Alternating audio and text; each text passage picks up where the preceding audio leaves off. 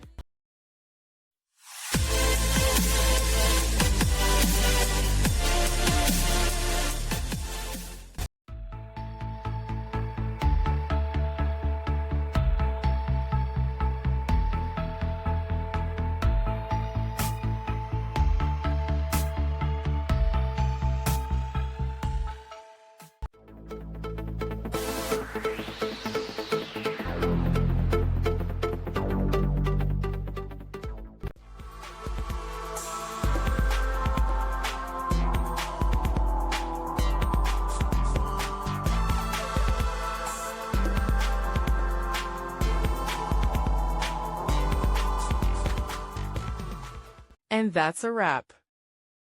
I hope you found the answer you were looking for. If you did, take a second to hit that subscribe button. It really helps out.